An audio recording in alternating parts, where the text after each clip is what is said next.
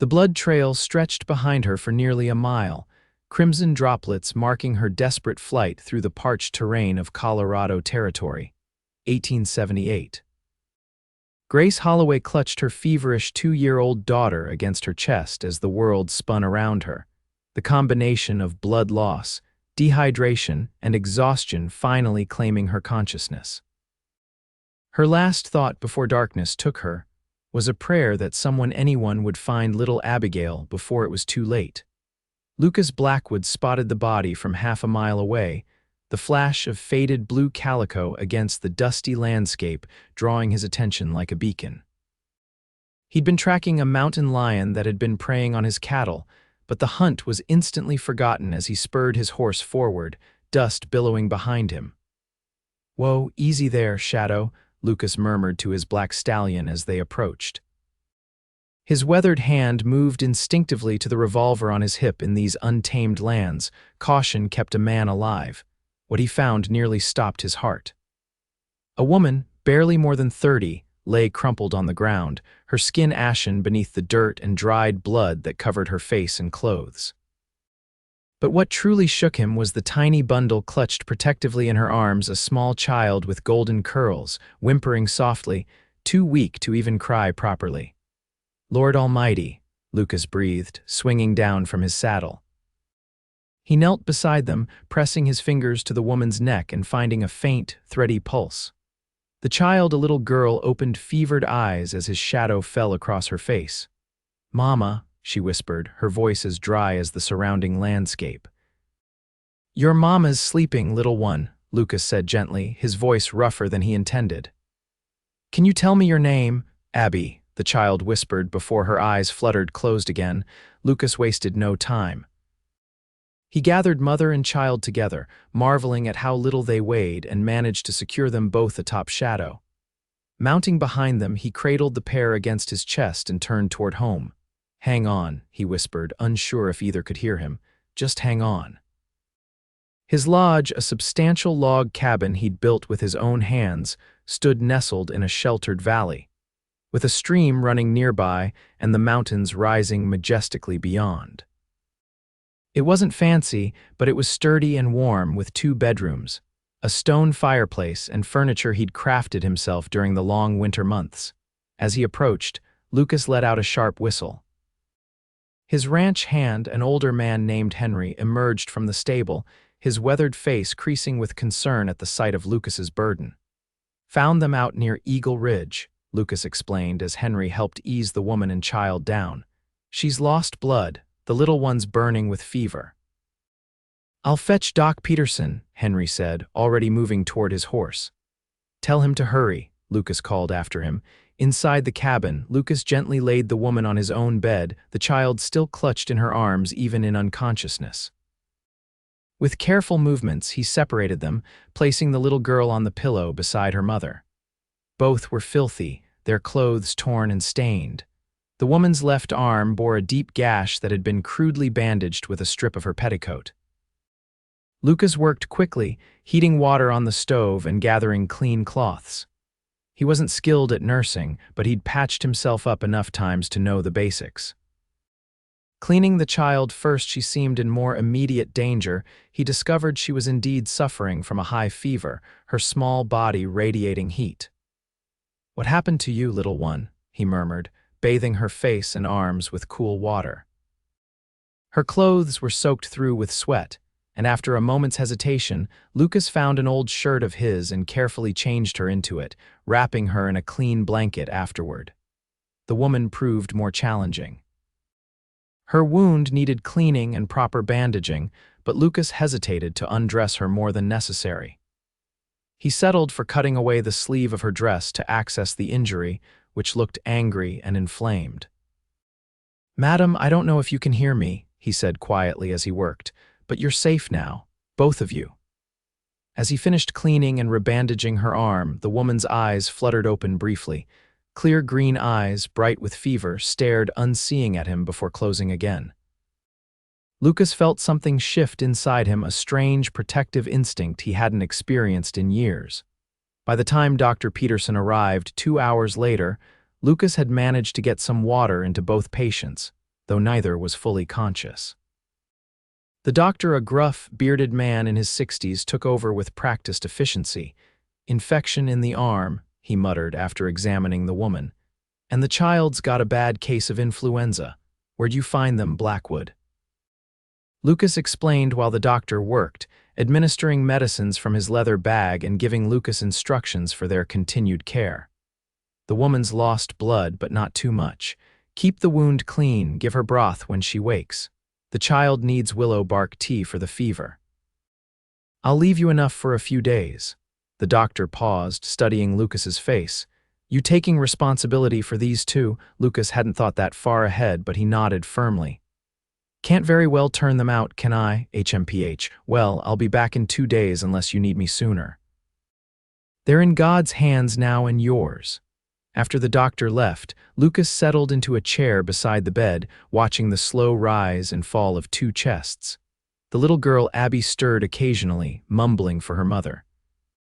The woman remained deeply unconscious, though her breathing seemed stronger than before. Night fell, and Lucas maintained his vigil. Henry brought him supper on a tray, lingering in the doorway.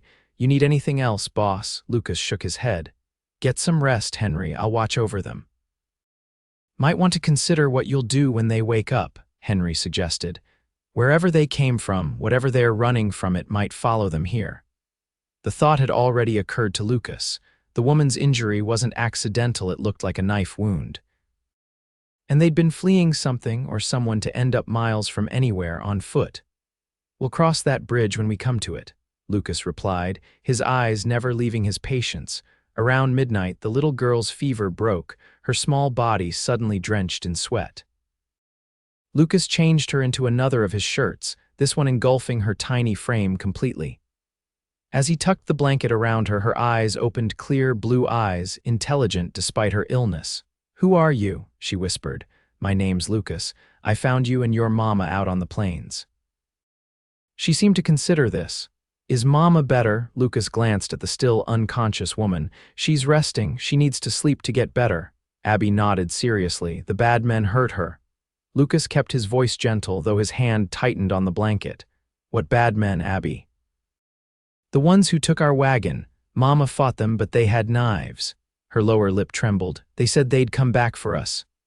"Well, they won't find you here," Lucas assured her, smoothing back her damp curls. "You're safe now, both of you." The child's eyes were already drooping. "Promise." "I promise." Lucas surprised himself with the fierce conviction in his voice. "No one's going to hurt either of you again." Abby drifted back to sleep, her small hand somehow finding his much larger one. Lucas remained there, her fingers curled trustingly in his palm, until dawn painted the eastern sky in shades of gold and crimson. The woman, Grace, as he would learn later, didn't wake until the following evening. Lucas had just finished feeding Abby some broth, the child sitting propped against pillows, when a hoarse voice startled them both. "Abigail," the single word was barely audible, but Abby's face lit up like the sun. "Mama, you're awake." Lucas turned to see the woman struggling to sit up, her face contorted with pain and fear. He moved quickly to her side. "Easy now, madam. You've been badly hurt." Wild green eyes fixed on him, full of terror and confusion. "Who are you? Where's my daughter?" "I'm right here, Mama." Abby called from her place in the bed. "This is Mr. Lucas. He saved us." The woman's gaze darted to her daughter, relief washing over her features before suspicion returned as she looked back at Lucas. "Where are we?" "My ranch, about 15 miles southwest of Silverton." Lucas kept his distance, recognizing the fear in her eyes. "I found you both collapsed near Eagle Ridge 2 days ago. You've been unconscious since then." She swallowed hard, one hand moving to her bandaged arm. "You helped us?" "Yes, madam. Dr. Peterson's been by as well. He'll return tomorrow to check on you both." The woman sagged back against the pillows, exhaustion evident in every line of her body. "Thank you," she whispered, "for my daughter especially." "Mama, I was so scared," Abby said, her small face solemn. "But Mr. Lucas gave me medicine and shirts to wear and soup." A ghost of a smile touched the woman's lips. "Did he now?" Her eyes met Lucas's again, wariness still present but mingled now with gratitude. I'm Grace Holloway. This is my daughter, Abigail, Lucas Blackwood, he replied with a slight nod. Pleased to meet you properly, Mrs. Holloway, though I wish it were under better circumstances. A shadow crossed her face. It's Miss Holloway, or it's just Grace. Lucas nodded, accepting this without comment. Can you tell me what happened? Who did this to you? Grace glanced at her daughter, hesitation clear in her expression. Understanding, Lucas turned to Abby. Little one, would you like to meet my friend Henry? He's got some horses you might like to hear about. Abby's eyes widened with interest, but she looked to her mother for permission. Grace gave a tired nod, and Lucas helped the child from the bed, still wrapped in his oversized shirt. I'll be right back, he promised Grace. After settling Abby with Henry in the kitchen, the old ranch hand awkwardly but kindly offering the child a cookie, Lucas returned to find Grace struggling to sit up more fully. Let me help you, he offered, arranging pillows behind her back. He noticed her wince as she shifted. Are you injured elsewhere? The doctor only found the arm wound. Just bruises, she said quietly. Nothing that won't heal. Lucas sat in the chair beside the bed, giving her space. Can you tell me what happened? Grace's hands twisted in the blanket, her knuckles white. We were traveling to my cousin's home in Durango. My husband died of tuberculosis last year, leaving us with nothing but debts. My cousin offered us a place to stay. She paused, swallowing hard. 3 men stopped our wagon about 4 days ago. Said they were territorial marshals, but I knew they weren't. They took everything, the wagon, our belongings. When I tried to stop them, one of them cut me. Her voice faltered. They said they'd be back for us once they'd sold the wagon and horses. That we'd fetch a good price too, especially Abigail, so I ran, carrying her as far as I could before I collapsed. I thought we were going to die out there. Rage coursed through Lucas, hot and potent. These men, would you recognize them again? Grace nodded, her eyes haunted. I'll never forget their faces. Did they mention names, anything that might identify them? Only that they worked for someone called Reeves. They seemed afraid of him. She looked up at Lucas, suddenly alarmed. They might track us here. I've put you in danger, don't worry about that, Lucas cut in gently. This is my land, and I know how to protect what's mine. The words hung between them, perhaps more possessive than he'd intended. Lucas cleared his throat. What I mean is, you're safe here, both of you. You can stay until you're well enough to continue to your cousins, or longer if need be. Grace studied him, seeming to truly see him for the first time. Lucas was aware of his appearance, 36 years old, his face weathered from years under the western sun, dark hair beginning to gray at the temples, a scar running along his jawline from a ranch accident years before. Not a soft man, but not a cruel one either. Why would you do this for strangers? She asked finally. Lucas considered the question. Out here, we help those in need. It's how we all survive. He paused. Besides, I couldn't very well leave a woman and child to die, could I? A faint smile touched her lips. I suppose not. Still, not everyone would have done what you did. Well, I'm not everyone, Lucas replied simply. Are you hungry? You should try to eat something. As if on cue, Grace's stomach rumbled audibly, bringing a flush to her pale cheeks. I suppose I am. Lucas stood. I'll bring you some broth. Dr. Peterson said to start with something light.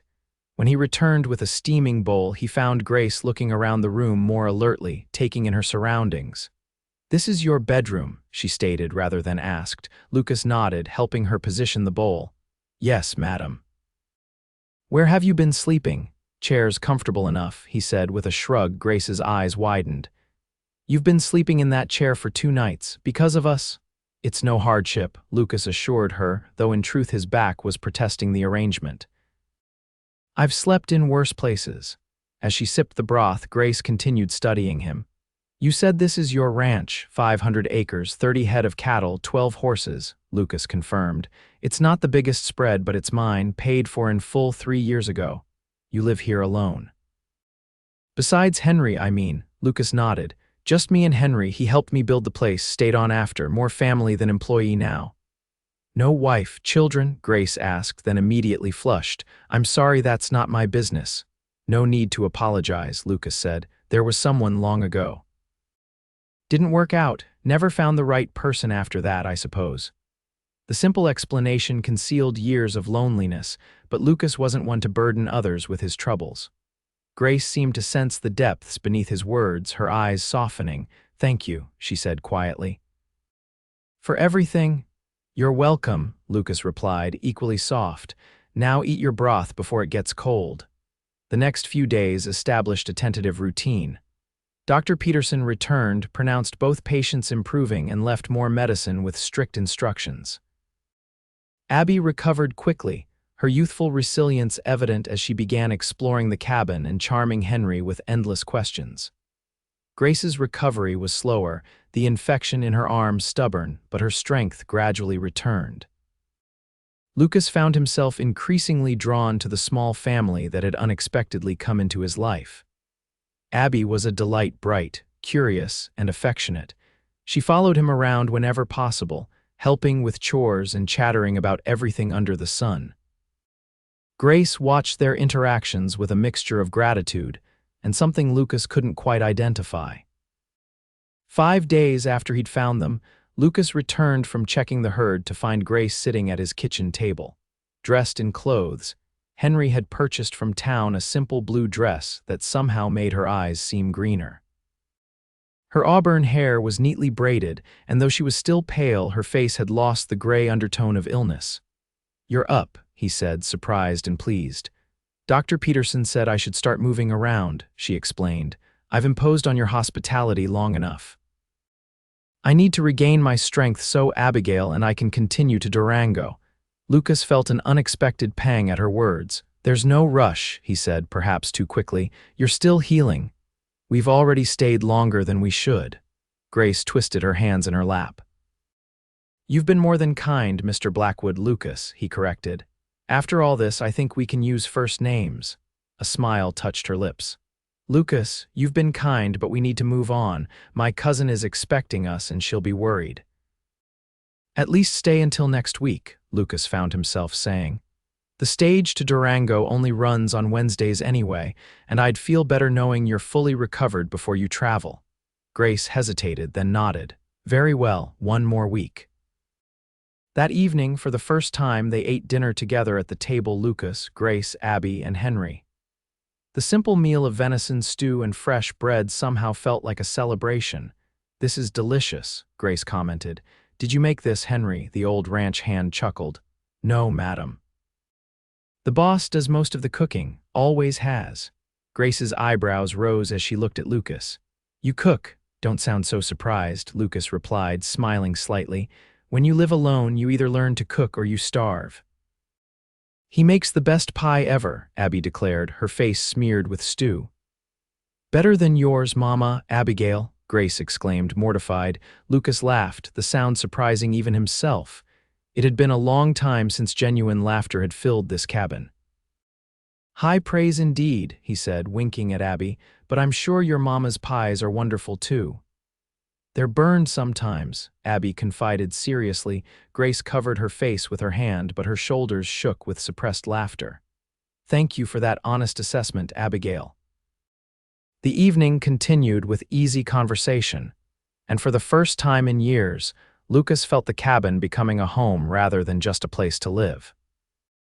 As he helped Grace back to his bedroom later, he was still sleeping in the chair. Despite her protests, he found himself wishing the stage to Durango ran less frequently. "Thank you for dinner," Grace said as she settled on the edge of the bed. "It really was excellent." "Glad you enjoyed it," Lucas replied. He hesitated, then added, "It was nice having company at the table." Their eyes met, and something passed between them, a recognition, perhaps, of shared loneliness. Grace was the first to look away. "Good night, Lucas." "Good night, Grace." The next morning, Lucas woke to find Abby standing beside his chair, her small face inches from his. "Good morning, Mr. Lucas," she said solemnly when his eyes opened. "Mama's still sleeping." Lucas rubbed his face, glancing at the bed where Grace lay peacefully. "Good morning, little one." "You're up early." "I'm hungry," she announced, "and I want to see the horses." "Well, we can certainly take care of both those things," Lucas whispered, rising carefully to avoid waking Grace. "Let's get you some breakfast first." In the kitchen, Lucas set about preparing a simple meal of oatmeal with dried apples and cinnamon. Abby perched on a chair, watching his every move with fascination. "My papa never cooked," she observed. "He said it was ladies' work." Lucas measured oats into a pot. "Is that so?" "Well, my ma taught me that work is just work. Doesn't matter who does it, as long as it gets done." Abby considered this. "I like that better. Can you teach me to cook, if your mama says it's all right?" Lucas stirred the pot, glancing at the child. "Do you remember much about your papa?" Abby's small face grew solemn. "A little bit. He was sick a lot. He coughed and coughed. Mama cried when he went to heaven." Lucas nodded, unsure what to say. Tuberculosis was a terrible way to die, and from what Grace had said, her husband had left them with nothing but debts. "Your mama's very brave," he said finally. "Taking care of you all by herself, traveling so far. She sings to me when I'm scared," Abby confided. "Even when she's scared too." Something tightened in Lucas's chest. "That's what good mamas do." After breakfast, true to his word, Lucas took Abby to see the horses. Her delight at the gentle mare he led out for her to pet was infectious, her small hands patting the horse's nose with exaggerated care. "Her name's Daisy," Lucas explained. "She's the gentlest horse on the ranch." "Can I ride her?" Abby asked, eyes wide with hope. "Not today, little one, but maybe before you leave, if your mama says it's all right." They were still in the stable when Grace appeared in the doorway, wrapped in a shawl against the morning chill. Her face was pale but determined. "There you are," she said, smiling at her daughter. "I was worried when I woke up and you were gone." "Mr. Lucas is showing me the horses," Abby exclaimed. "This one's called Daisy, and she likes apples, and she's very gentle." Grace approached slowly, her steps still careful. "She's beautiful." "How are you feeling?" Lucas asked, noticing her drawn expression. "Better," Grace insisted, though the way she leaned against the stable door suggested otherwise. "You shouldn't be up this long," Lucas said gently. "Doctor's orders." Grace sighed. "I hate being an invalid." "I've never been one to lie about." "Stubbornness won't help you heal faster," Lucas pointed out. "Come on, let's get you back to the house. Abby can help Henry gather eggs while I make you some tea." To his surprise, Grace didn't argue. Back in the cabin, once Abby had run off with Henry, Lucas helped Grace settle in the comfortable chair near the fireplace rather than sending her back to bed. "Thank you," she said as he handed her a cup of tea.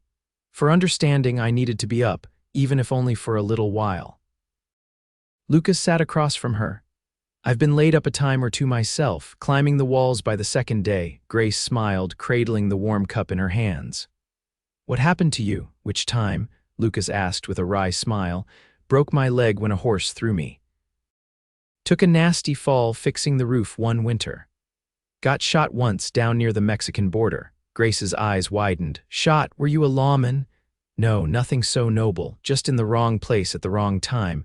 A saloon in a border town, men arguing over cards.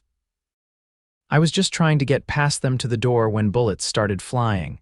"You've lived quite a life," Grace observed. Lucas shrugged. "No more than most out here. What about you? Before all this, I mean." Grace looked into her tea as if reading the leaves. "I grew up in St. Louis. My father was a banker. I had piano lessons and dancing instruction and all the things proper young ladies were supposed to have." A shadow crossed her face. "Then my father lost everything in a bad investment. He took his own life when I was 17.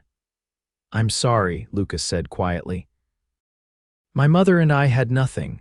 We took in sewing, cleaned houses, whatever we could find. Then I met James Holloway. He was kind, had prospects as a clerk in a law office." She smiled sadly. "It wasn't a grand romance, but he was good to me, and when my mother died a year after we married, he was my only family. We moved west when his health began to fail, hoping the air would help his lungs. And Abby came along," Lucas prompted gently. Grace's expression softened. "Yes. The greatest blessing of my life. James lived long enough to see her turn one, then the consumption took him. I tried to keep us going, but his medical debts. Well, in the end, my cousin's offer was our only hope." Lucas studied her, admiring the quiet strength in her face. "You've overcome a great deal." "We do what we must," Grace replied simply. "Just as you did when you found us. Not everyone would have stopped Lucas. Not everyone would have cared." Their eyes met and held, something unspoken passing between them. Lucas was the first to look away, suddenly self-conscious. "More tea?" he offered, rising. The days that followed fell into a comfortable rhythm. Grace grew stronger, spending more time out of bed and even helping with small household tasks despite Lucas's protests. Abby flourished in the fresh air and open spaces of the ranch, trailing after Henry or Lucas, learning about horses and cattle and the wilderness around them. Lucas found himself looking forward to evenings most of all, when the four of them would gather for dinner and conversation. Afterward, while Henry entertained Abby with stories, Lucas and Grace would often sit on the porch, watching the sunset paint the mountains in brilliant hues of orange and gold. "It's so beautiful here," Grace said on one such evening, 5 days before they were due to leave. "So peaceful." Lucas nodded, looking not at the mountains but at her profile softened in the fading light. "It is. Took me years to find this place, but I knew it was home the moment I saw it. You built all this yourself?" Grace asked, gesturing to the cabin and outbuildings. "With Henry's help," Lucas confirmed. "Took 2 years, lived in a tent that first winter, coldest I've ever been." Grace turned to face him. "Why did you do it? Why not settle in town or somewhere less remote?" Lucas considered the question. "After the war, I couldn't stand being crowded." "Needed space, silence." He paused. "I served with the Union, saw things no man should see, did things too. Afterward, people were too loud, too close. Out here, I can breathe." It was more than he'd revealed to anyone in years, and Lucas wasn't sure why he'd shared it now. But Grace's expression held no pity, only understanding. "The war changed everything," she said softly. "Even for those of us who weren't in it, the world felt darker afterward." "Yes," Lucas agreed. Exactly that. They sat in companionable silence until the first stars appeared. When Grace shivered slightly in the cooling air, Lucas automatically put his arm around her shoulders, drawing her closer for warmth. She stiffened momentarily, then relaxed against him. "We should go in," he said after a moment, though he made no move to rise. "Yes," Grace agreed, equally still. When they finally did return inside, something had shifted between them, a barrier lowered, a possibility acknowledged. As Lucas helped her to bed that night, their hands lingered together a moment longer than necessary. Neither spoke of it, but both felt the change. The next morning, Henry rode into town for supplies and returned with news that sent a chill through the cabin. 3 men asking questions about a woman and child, he reported grimly. Saying they're friends of the family, looking to reunite them, offering a reward for information. Grace went pale, her hand finding Abby's shoulder and drawing her close. "Did they describe us?" Henry nodded. "Woman with auburn hair, green eyes, child about 2 years old with blonde curls, said you might be injured." "It's them," Grace whispered, fear etching lines around her eyes. "They found us." "No," Lucas said firmly, his hand resting on the revolver at his hip. "They're asking questions, that's all. They don't know you're here." "Not yet," Grace countered. "But someone will talk eventually. Money loosens tongues." Lucas exchanged a look with Henry. "No one in town knows I found anyone. Only Dr. Peterson, and he wouldn't betray a patient." "All the same," Henry said slowly, "might be best if Miss Grace and the little one stayed out of sight for a while. These men didn't strike me as the friendly type, reward or no." Lucas nodded. "I agree." "Grace, I think you should delay your trip to Durango until we're sure these men have moved on." Grace bit her lip, clearly torn. "If we stay, we put you in danger. These men are killers, Lucas." "So was I once upon a time," Lucas said quietly. "War makes killers of many men. Difference is some learn to stop when the fighting's done, others develop a taste for it." The stark statement hung in the air. Abby, sensing the tension, pressed closer to her mother. "Are the bad men coming, Mama?" she asked in a small voice. Grace knelt to her daughter's level. "No, sweetheart, Mr. Lucas is going to keep us safe, but we need to be very quiet and stay inside for a while, like a game of hide and seek. Can you do that?" Abby nodded solemnly. "I'm good at hiding." "The best," Grace assured her, smoothing her curls. She looked up at Lucas. "What do we do?" "For now, nothing changes except you stay out of sight," Lucas decided. "Henry and I will take turns going to town, keeping an ear out. If these men get too close, we have options." "What options?" Grace asked. "There's a line shack up in the high pasture, well hidden, stocked with provisions. If needed, you and Abby could go there while we deal with these men." "Deal with them how?" Grace's voice was barely above a whisper. Lucas met her gaze steadily. However necessary. The gravity of his words wasn't lost on Grace. She nodded slowly. I won't let you kill for us, Lucas. Let's hope it doesn't come to that, he replied, though they both knew he would do exactly that if required. The next 3 days passed in tense vigilance. Henry reported that the men were still in town, drinking heavily and growing increasingly belligerent as their questions yielded no results. Lucas doubled the watch, keeping his rifle close at hand. Grace, meanwhile, insisted on learning to shoot his spare revolver. I won't be helpless again, she said firmly when Lucas initially resisted. If these men find us, I need to be able to protect Abby. Lucas couldn't argue with her determination. They practiced behind the barn, Grace's hands steady despite her fear. She proved to be a quick study, her aim improving remarkably by the 3rd day. You're a natural, Lucas commented as she hit the can he'd set up as a target for the 4th time in a row. Grace lowered the revolver, a small, satisfied smile on her lips. I'm motivated. Their eyes met, and for a moment the danger surrounding them receded. Lucas found himself studying the curve of her cheek, the determined set of her jaw, the way the sunlight caught the auburn highlights in her hair. He'd thought her pretty from the first, but now, knowing her strength and courage, he found her beautiful. The moment was broken by the sound of approaching hoofbeats. Lucas immediately moved in front of Grace, drawing his own weapon. Get inside, he ordered tersely. Take Abby and hide in the root cellar until I come for you. Grace didn't argue, hurrying toward the cabin where Abby was napping under Henry's watchful eye. Lucas positioned himself by the corner of the barn, rifle now in hand, waiting. The rider who appeared was not one of the men they feared, but Dr. Peterson, his horse lathered from hard riding. Lucas, the doctor called, spotting him.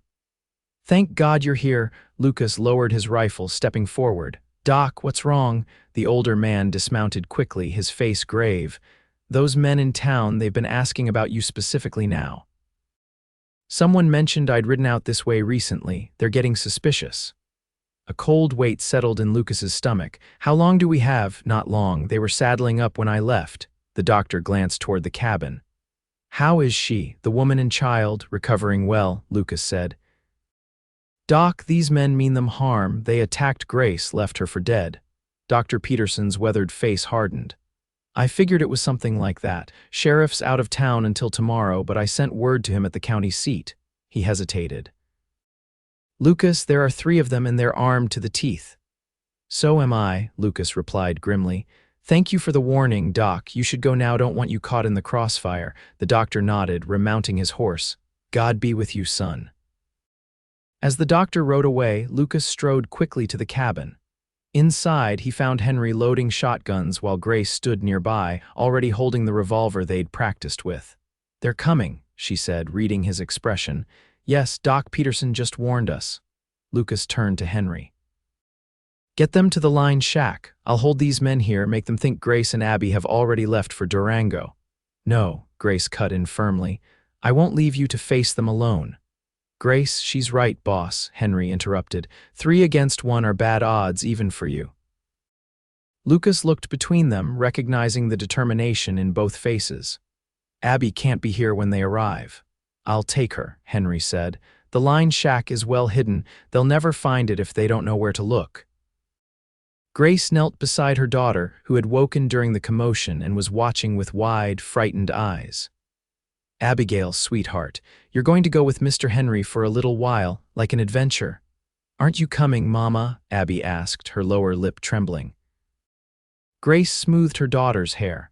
Not right away. Mr. Lucas and I have to talk to some people first, but we'll come get you very soon, I promise. The bad men? Yes, sweetheart, but don't worry, we're going to make sure they never bother us again. Lucas watched the exchange with a heavy heart. No child should have to understand such things, yet little Abby clearly did. As Henry prepared to leave with her, Lucas knelt to the child's level.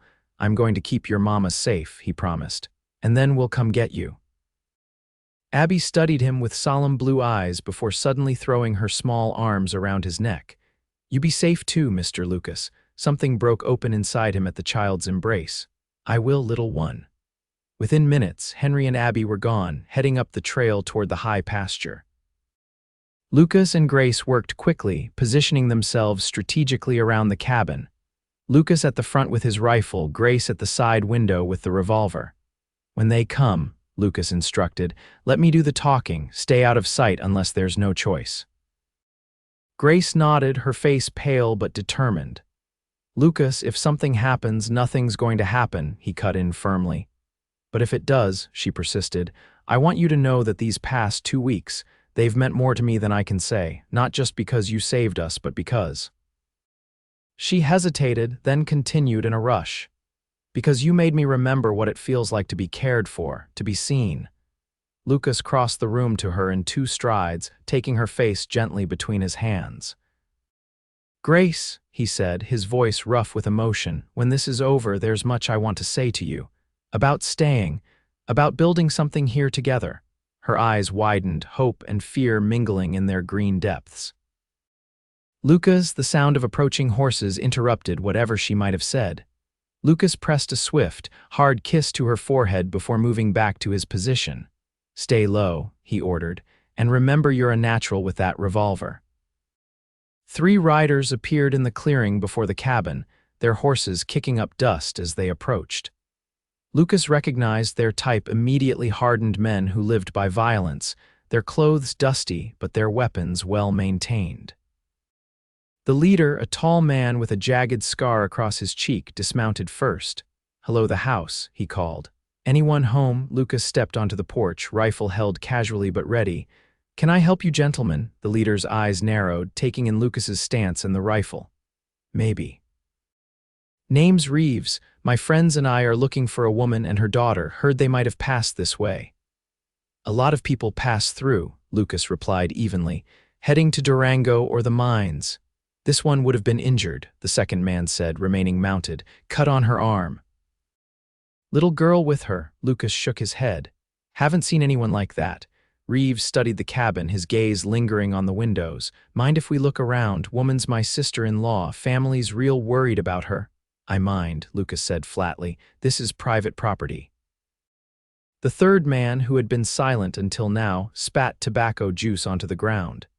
"He's lying, Reeves. Look at him standing there like he's guarding something." Reeves's hand drifted toward his holster. "We just want to check, friend. No harm in that." "Plenty of harm," Lucas countered. 3 armed men demanding to search my home. That's not happening." Tension crackled in the air. Lucas knew the moment was approaching when words would give way to bullets. "Last chance," Reeves said, his voice hardening. "Step aside or we'll move you." "I've already told you to leave my property," Lucas responded, raising his rifle slightly. "I won't tell you again." The third man drew his pistol, but Lucas was faster. His rifle cracked, and the man fell from his horse with a cry of pain, clutching his shoulder. The second man immediately opened fire, forcing Lucas to dive for cover behind a water barrel as bullets splintered the porch railing. From inside the cabin, Grace's revolver barked twice in quick succession. The second rider howled as a bullet grazed his arm, causing him to drop his weapon. Reeves, meanwhile, had taken cover behind the horse trough. "You're making a mistake," he shouted. "All we want is the woman and child. They're not here," Lucas called back, reloading his rifle. "They left for Durango days ago, liar," Reeves fired toward Lucas's position. "That was her shooting. I'd know that red-haired witch anywhere." The gunfight intensified, bullets flying from both sides. Lucas managed to wound the second man more seriously, sending him scrambling for better cover. The first man he'd shot was still down, moaning in pain. "You're outgunned, Reeves," Lucas shouted. "Your men are hit and the sheriff's on his way. Take your wounded and go while you still can." There was a moment of tense silence before Reeves's voice came again, now from a different position. "I'm not leaving without what I came for." Too late, Lucas realized the man had circled around toward the back of the cabin where Grace was positioned. Heart pounding, he abandoned his cover and ran for the door, only to hear Grace cry out in alarm. Inside, he found Reeves holding Grace by the arm, her revolver now in his hand and pressed against her temple. Her eyes were wide with fear but also fury, her body tense and ready. "Drop the rifle," Reeves ordered, "or I'll put a bullet in her pretty head." Lucas lowered his weapon slowly. "Let her go, Reeves. This isn't worth dying for." "She's worth plenty," Reeves snarled. "Her husband owed money to people you don't want to cross. She's payment her and the brat." "James paid his debts," Grace said through gritted teeth. "Every last cent. You're nothing but thieves and murderers." Reeves tightened his grip, making her wince. "Shut your mouth. Where's the child?" "Safe," Lucas said, his mind racing for a way out of this standoff. "Somewhere you'll never find her. We'll see about that." Reeves began backing toward the door, dragging Grace with him. "I'm taking her." "You try to follow, she dies. Simple as that." Lucas took a step forward, stopping when Reeves pressed the revolver harder against Grace's head. "You won't make it off my land alive if you hurt her." "Big talk for a man with no weapon," Reeves sneered. What happened next occurred so quickly that Lucas would later struggle to recall the exact sequence. Grace, catching his eye briefly, suddenly went limp in Reeves's grip, as if fainting. As the man instinctively adjusted his hold, she drove her elbow hard into his stomach, simultaneously ducking her head away from the revolver. Lucas lunged forward as Reeves's gun discharged, the bullet tearing through the ceiling instead of Grace's skull. They crashed together, Lucas's larger body slamming Reeves against the wall. The revolver clattered to the floor as the two men grappled, each fighting for dominance. Reeves was strong and vicious, landing a solid punch to Lucas's jaw that sent him staggering.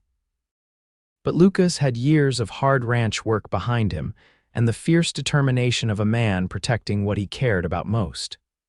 He recovered quickly, driving his fist into Reeves's midsection, then following with a powerful blow to the man's face that sent blood spraying from his nose. Reeves reached for a knife at his belt, the blade flashing in the cabin's dim light. Lucas caught his wrist, the two men straining against each other's strength. Gradually, inexorably, Lucas forced the knife back toward Reeves, their faces inches apart, both men grimacing with effort. Suddenly, the distinctive click of a revolver being cocked sounded beside them. Grace stood there, having retrieved her weapon, her hands steady as she aimed it at Reeves's head. "Let him go," she commanded. Reeves, seeing the determination in her eyes, slowly released his grip on the knife. Lucas stepped back, breathing heavily. "On your knees," Grace ordered. "Hands behind your head." As Reeves complied, hatred burning in his eyes, the sound of horses approaching drew their attention. Through the window, Lucas saw Henry riding into the yard, accompanied by several mounted men wearing badges. The sheriff had arrived. "Looks like your friends are about to face justice," Lucas told Reeves, picking up his rifle. "And so are you." What followed was a flurry of activity as the sheriff and his deputies took custody of Reeves and his wounded companions. Statements were given, evidence collected. The sheriff, a grizzled man named Wallace, listened grimly to Grace's account of the attack on her wagon and the men's threats. "These three have been causing trouble all across the territory," he confirmed. "They won't be a problem anymore, not where they're going." As the lawmen prepared to leave with their prisoners, Sheriff Wallace pulled Lucas aside. "Doc Peterson said you've been looking after the lady and her child." Lucas nodded. "They needed help." The sheriff studied him thoughtfully. "Seems to me they might still need it. Territory's no place for a woman alone with a young one." "They won't be alone," Lucas replied, his gaze drifting to where Grace stood watching the deputies secure Reeves in heavy shackles. Wallace nodded, a knowing look in his eyes. "Good man," he said simply, extending his hand. After the sheriff and his prisoners departed, Henry rode up to the line shack to retrieve Abby. Left alone in the cabin, Lucas and Grace faced each other in the aftermath of violence, both physically exhausted but emotionally charged. "Are you hurt?" Lucas asked, noting a bruise forming on her arm where Reeves had gripped her. "Nothing serious," Grace assured him. "You're bleeding." Lucas touched his temple, his fingers coming away red. "Just a scratch." They stood in awkward silence for a moment before speaking simultaneously. "I should thank you. What you did was..." They both stopped, then smiled tentatively. Lucas gestured for her to continue. "I was going to say, what you did was incredibly brave," Grace said softly. "You risked your life for us again." "You were pretty brave yourself," Lucas countered.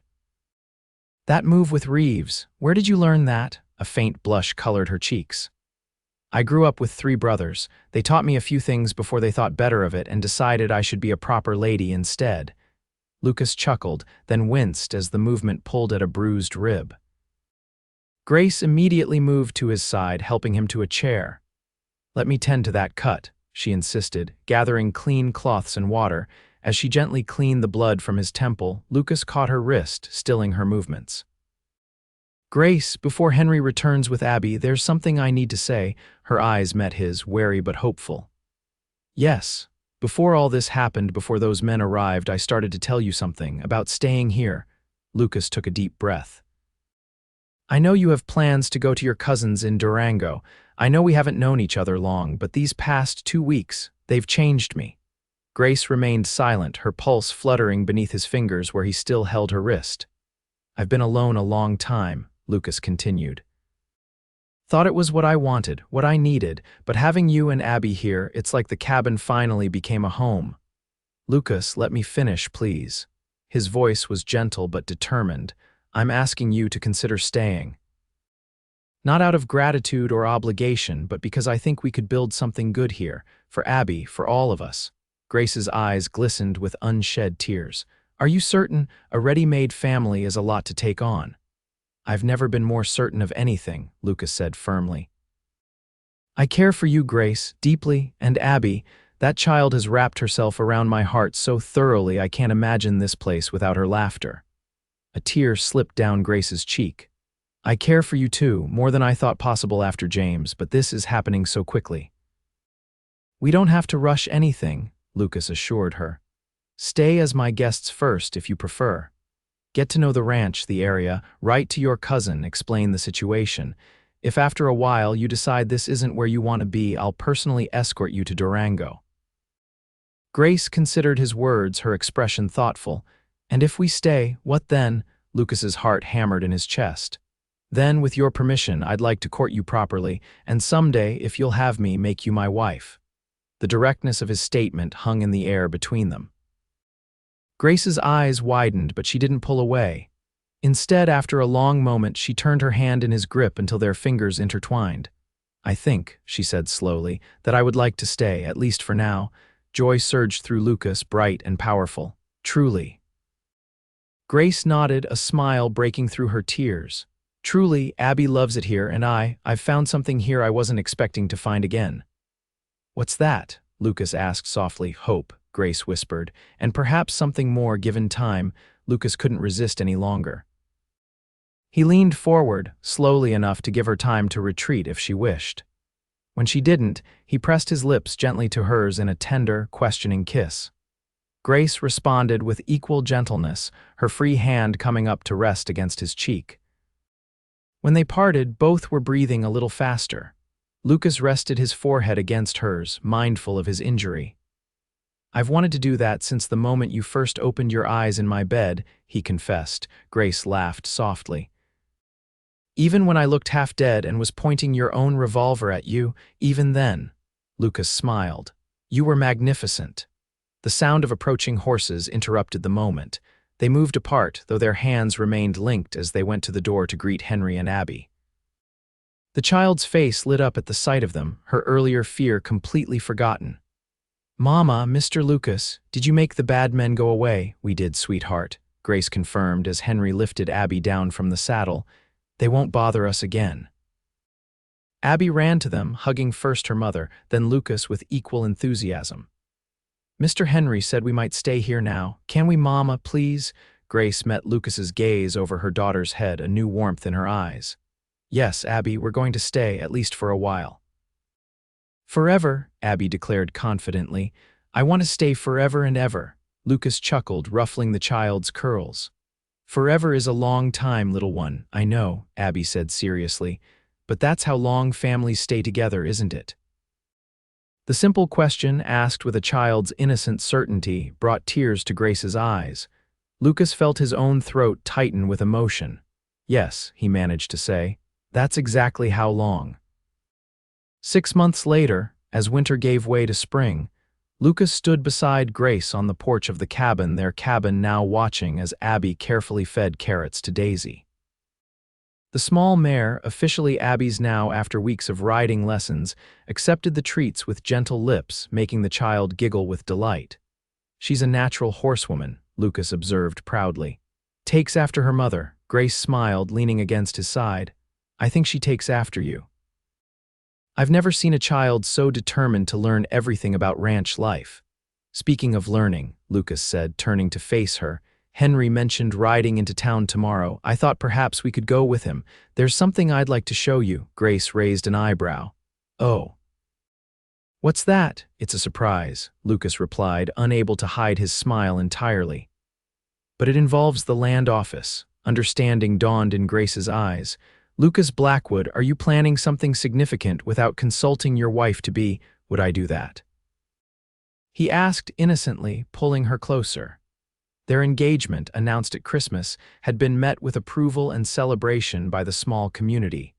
The wedding was planned for the following month, a simple ceremony in the town church. "You absolutely would," Grace retorted, though her eyes sparkled with affection. "Very well, keep your secrets, for now." Lucas kissed her, still marveling that he could do so whenever he wished.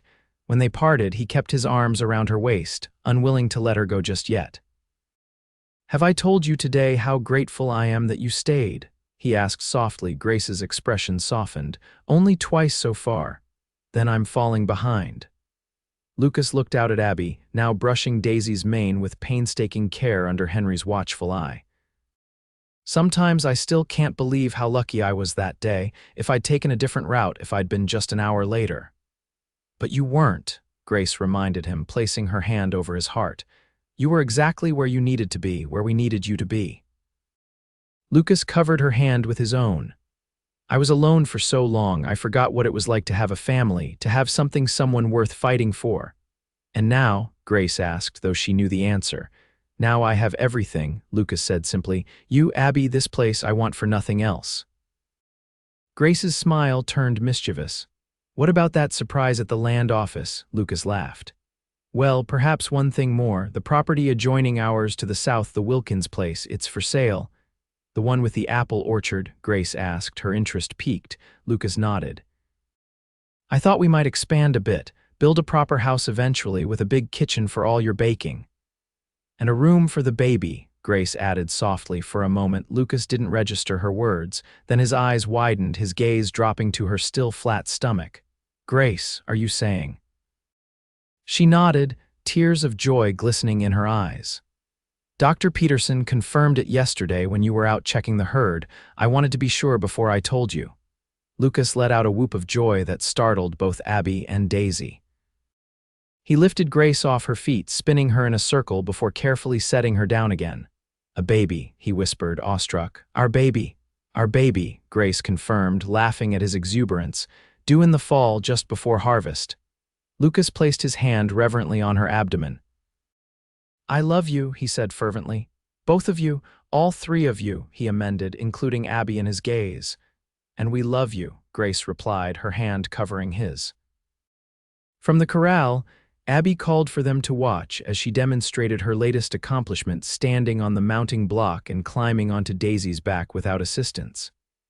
They turned to watch, applauding her success, their hearts full. Later that night, with Abby sleeping soundly and the cabin quiet save for the crackling of the fire, Lucas held Grace close in their bed, the same bed where he had first laid her unconscious form all those months ago. "I was thinking," he murmured against her hair, "about the day I found you." Grace lifted her head to look at him. "What about it?" "I've never been a religious man," Lucas said thoughtfully, "but I can't help feeling there was something providential about it all." "How so?" Grace asked, tracing patterns on his chest with her fingertips. "I wasn't supposed to be in that area that day. I changed my route at the last minute because I thought I saw signs of that mountain lion." Lucas shook his head in wonder. If I'd stuck to my original plan." Grace silenced him with a gentle kiss. "But you didn't, you found us. And in doing so, you found yourself as well." Lucas smiled at her insight. "I suppose I did." "We all did," Grace said softly. "A new life, a new beginning."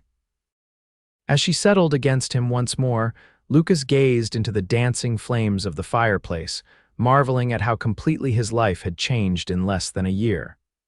From solitude to family, from emptiness to fulfillment. All because he'd followed an unexpected trail and found a woman and child who needed him as much as he, though he hadn't known it then, needed them. Outside, a spring rain began to fall, pattering gently on the roof. Lucas tightened his arms around Grace, thinking of the future stretching before them, a future bright with promise and possibility. The land office tomorrow, the wedding next month, a new baby in the fall. A family growing, taking root in this place he'd carved from wilderness. A new beginning, he echoed, the words a promise and a prayer. Grace's breathing had already deepened into sleep, but Lucas remained awake a while longer, listening to the rain and counting his blessings.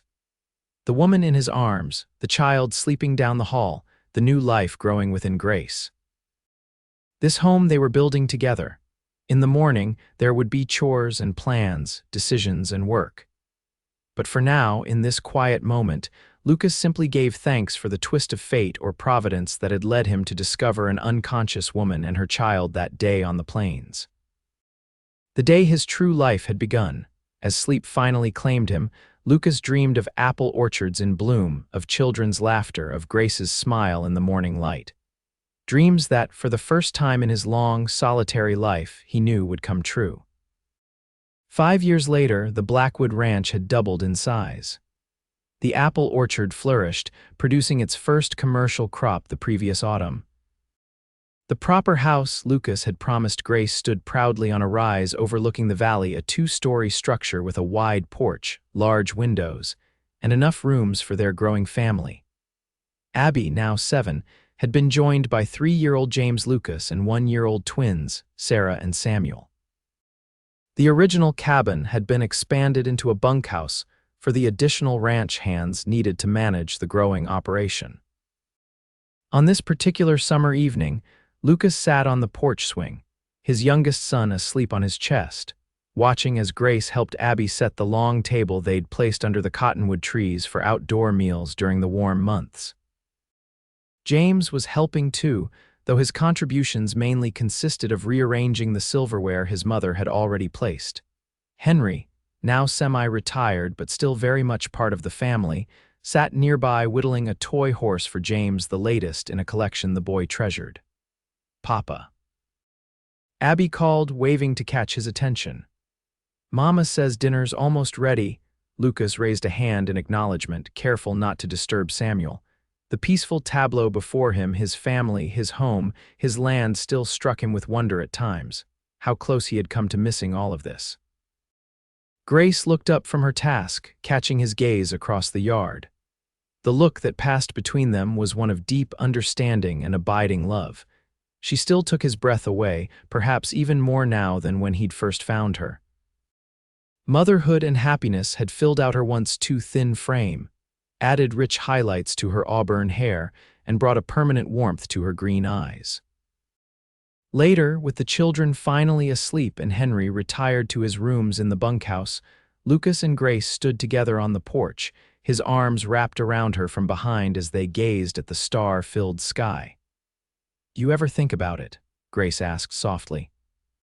"How different our lives would be if you hadn't found us that day." Lucas pressed a kiss to her temple. "Sometimes, but then I remind myself that some things are meant to be. I believe we would have found each other somehow." Grace turned in his arms, her expression serious. "I was dying, Lucas.